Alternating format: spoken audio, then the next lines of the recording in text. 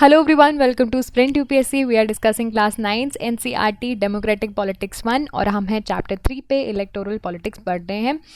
अब तक हमने इसके पहले वाले सेशंस में पढ़ा था what is the need of elections, थोड़ी बेसिक चीज़ें समझ चुके हैं हम।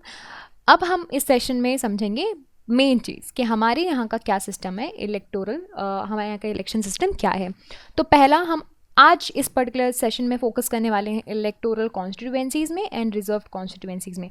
आने वाले सेशंस में हम बाकी एस्पेक्ट देखेंगे हमारे इलेक्शन सिस्टम के, जो कि हैं voter list, nomination of candidates, election campaign and polling and votings, counting of votings, right. So these will be discussed in the upcoming session. ये आज और आने वाले और सेशंस में हम what makes election of India as a democratic election, so ये भी हम आगे आने वाले सेशन में पढ़ेंगे। देखिए, हम फोकस करने वाले हैं कि हमारा what is our system of election. So जो हम हमने इसके पहले वाले सेशन में समझा था कि इलेक्शंस जो होते हैं उनको डेमोक्रेटिक होना ज़रूरी है ना। तो क्या इंडिया के जो इलेक्शंस हैं वो डेमोक्रेटिक हैं? उसके लिए हम बहुत सी चीज़ें देखेंगे।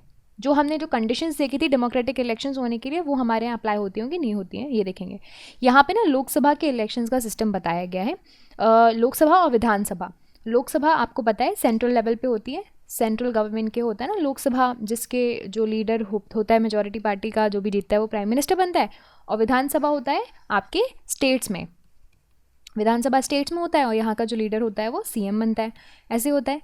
तो यहाँ के जो इलेक्शंस हैं वो रेगुलरली हर 5 साल में कंडक्ट करवाए जाते हैं। चलो, एक कंडीशन हमने पार कर ली। क्या कंडीशन? के जो इलेक्शंस है they should be conducted in the regular intervals, right.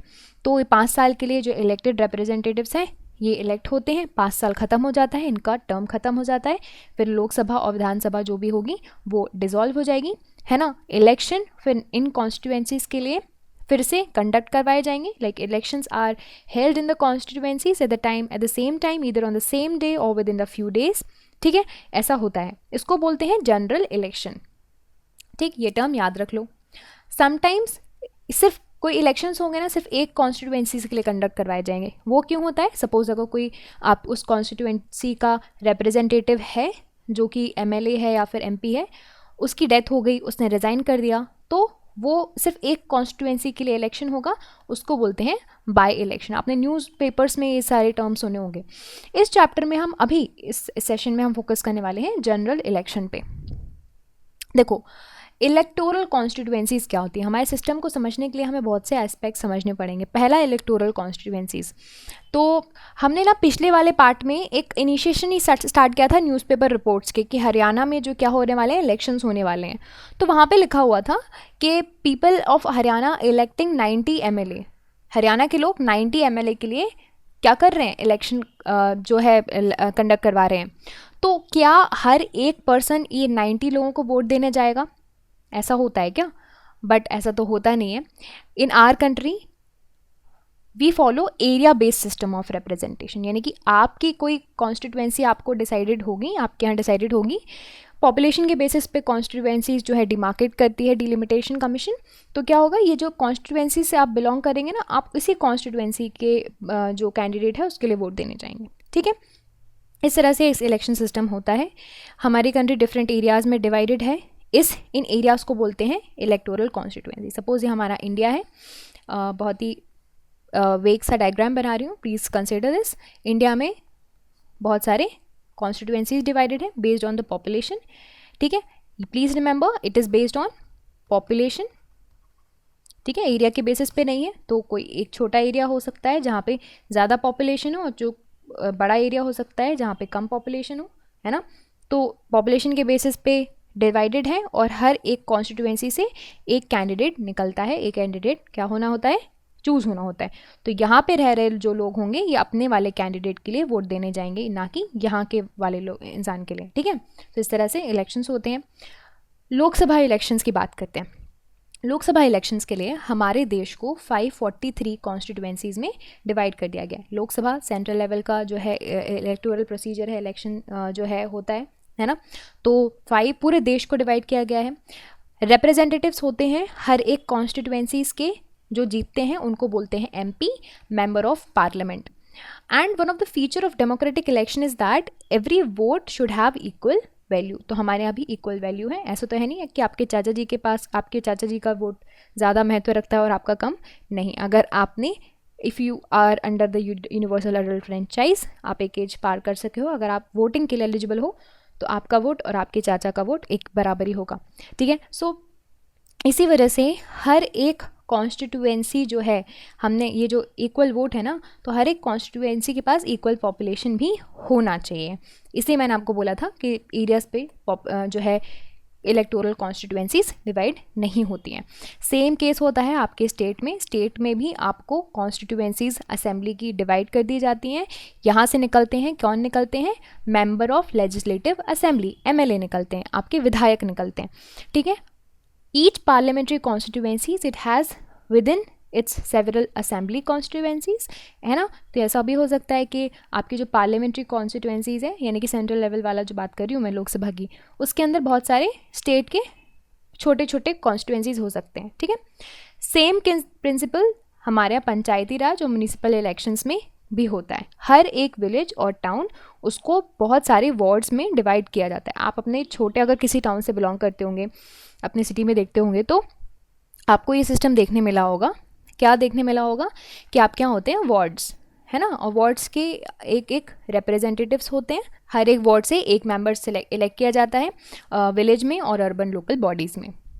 ये जो कॉन्स्टिट्यूएंसीज हैं, इनको usually in general term seats बोला जाता है। आपने सुना होगा ना, ये सीट इसको मिली, वो सीट इसको मिली, और हर एक सीट को लोग रिप्रेजेंट करते हैं।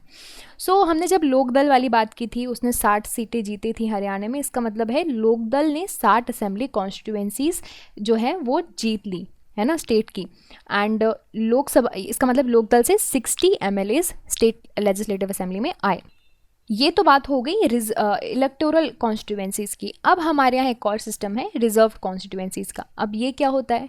हमारे यहाँ कॉन्स्टिट्यूशन में हर एक सिटीजन्स को ये हक है कि वो अपना रिप्रेजेंटेटिव इलेक्ट करे, है ना। ऑल्सो उसको ये भी हक है कि वो एज अ रिप्रेजेंटेटिव खड़ा हो, यानी कि राइट टू वोट तो है ही है हमारे यहाँ, बट राइट टू कंटेस्ट भी है, राइट। बट हमारे कॉन्स्टिट्यूशन ने कुछ लोगों को एक्चुअली हमारे कॉन्स्टिट्यूशन मेकर्स को इस बात की बड़ी चिंता थी कि जो इलेक्टोरल कंपटीशन एक बार स्टार्ट हो गया, तो जो वीकर सेक्शन है वो उनको एक चांस नहीं मिल पाएगा इक्वल लेवल प्लेइंग फील्ड पर आने के लिए, या फिर लोकसभा में अपने आप को रिप्रेजेंट करने के लिए, या फिर स्टेट लेजिस्लेटिव असेंबली में अपने आप को वो जो है रिप्रेजेंट नहीं कर पाएंगे, या फिर उनके पास एजुकेशनल रिसोर्सेज नहीं होंगी। सोसाइटी में तो इतना बैकवर्डनेस चली रही थी और उनको एज ओल्ड प्रैक्टिसेस के जो है वो सही रहे थे। ठीक है, हो सकता है उनके कॉन्टेक्स्ट ना हो सकता है वो दूसरे जो पावरफुल लोग हैं उनके अगेंस्ट डर्टी प्रैक्टिसेस से जीतते जाएं। इन इन्फ्लुएंशियल लोगों से और रिसोर्सफुल लोगों से प्रिवेंट करने के लिए हमारे कॉन्स्टिट्यूशन मेकर्स ने रिजर्व्ड कॉन्स्टिट्यूएंसीज का सिस्टम बनाया। तो अगर सपोज अगर ऐसा होता कि ये जो इन्फ्लुएंशियल लोग हैं वो ही पार्लियामेंट में आते, तो ये जो डिप्राइव्ड सेक्शन है वो डिप्राइव्ड ही रह जाता, अपनी वॉइस उनकी आ ही नहीं पाती पार्लियामेंट में, उनकी नीड्स जो है वो लोग कोई सुन ही नहीं पाते कि वो क्या चाहते हैं। सो डेमोक्रेसी इससे क्या हो जाता, रिप्रेजेंटेटिव डेमोक्रेसी नहीं रह जाती, लेस डेमोक्रेटिक बन जाते हैं हम। क्यों? क्योंकि वो जो एक वीकर सेक्शन है which is containing a large population of our country, that would have been less democratic. तभी मेकर्स ने लेकर आए रिजर्व्ड कॉन्स्टिट्यूएंसीज का सेक्शन, जिसमें जो वीकर सेक्शन है हमारे यहाँ, वीकर सेक्शंस जो होंगे उनके लिए कुछ कॉन्स्टिट्यूएंसीज को रिजर्व किया जाएगा। ठीक है, और ये वीकर सेक्शंस हैं SC एंड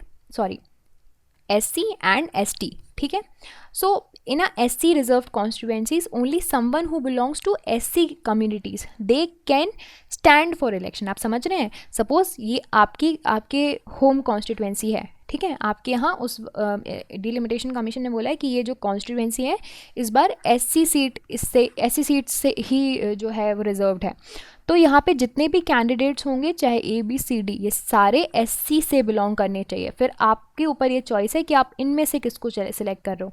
ठीक है, सो इस तरह से सिमिलरली जो ST से हैं वो ST कॉन्स्टिट्यूएंसी अगर जो है रिजर्व्ड है तो वहाँ से ST ही खड़े होंगे। लोकसभा में करेंटली 84 सीट्स रिजर्व्ड हैं SC कम्युनिटी के लिए और 47 सीट रिजर्व्ड हैं ST कम्युनिटी के लिए एज ऑन जनवरी 2019, 26/2019। ये जो नंबर है पॉपुलेशन के बेसिस पे प्रोपोर्शनल शेयर डिलिमिटेशन कमीशन जो है करता है सिलेक्ट, एंड जो रिजर्व्ड सीट्स हैं they do not take away the legitimate share of any other social group. ठीक है, यानी कि एससी और एसटी की पॉपुलेशन के बेस पे इनको ये रिजर्वेशन दिया गया है। इसका मतलब है जो दूसरे सेक्शन है उनसे किसी तरह से चीज़ें छीनी नहीं गई हैं। और ये जो सिस्टम है रिजर्वेशन का, it was extended later to other weaker section at the district and the local level. तो बहुत से पंचायती और अर्बन रूरल जो गवर्नमेंट होती हैं म्यूनिसिपैलिटीज़ एंड कोऑपरेशन में, वहाँ पे क्या है ओबीसीज़ को भी रिजर्वेशन दिया जाता है। ये जो है प्रोपोर्शन डिपेंड करता है स्टेट टू स्टेट पे, स्टेट लॉ, क्योंकि ये जो होते हैं अर्बन लोकल बॉडीज़ और ये जो लोकल सेल्फ गवर्नमेंट है दैट इज़ उसके लिए स्टेट गवर्नमेंट्स लॉज बना सकती है, तो ये totally depends on them. Number में vary, however proportion of seats they similarly आपको देखने मिलेगा वुमेन कैंडिडेट्स के लिए भी जो है सीट्स रिजर्व्ड हैं, 1/3 है। कहाँ पर है? ये है rural and urban local bodies के में। ठीक है, तो यहाँ पे आपको मिल जाएंगी, लेकिन आप जो एमपी और एमएलएज़ के लिए यानी कि आपकी लोकसभा और विधानसभा के लिए अभी कोई इस तरह का रिजर्वेशन वुमेंस के लिए नहीं है। सो गाइज आज के सेशन में हमने थोड़ा कॉन्स्टिट्यूएंसीज के बारे में पढ़ा, electoral and reserved. I hope you understood all of these things. हम हमारे सिस्टम के और भी एस्पेक्ट पढ़ते जाएंगे अगले आने वाले सेशंस में, जैसे कि voter list, nomination of candidates, election campaigns and polling and counting of votes. These will be discussed in the upcoming session, so stay tuned for that. If you like this video, you can subscribe to the YouTube channel for more videos and updates, and you can also download the Sprint UPSC app to practice book chapter and topic wise. Remember candidates, just reading books or watching videos are not going to help you out unless you practice thoroughly.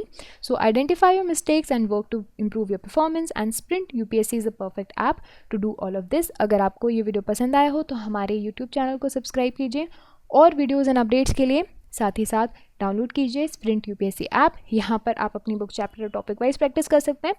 देखिए, सिर्फ book पढ़ने से और videos देखने से मदद नहीं मिलेगी जब तक आप अच्छे से प्रैक्टिस नहीं करोगे। सो अपनी मिस्टेक्स को जानिए एंड परफॉर्मेंस को इंप्रूव कीजिए, और स्प्रिंट यूपीएससी इसके लिए परफेक्ट ऐप है। I will see in the next video. Thank you so much.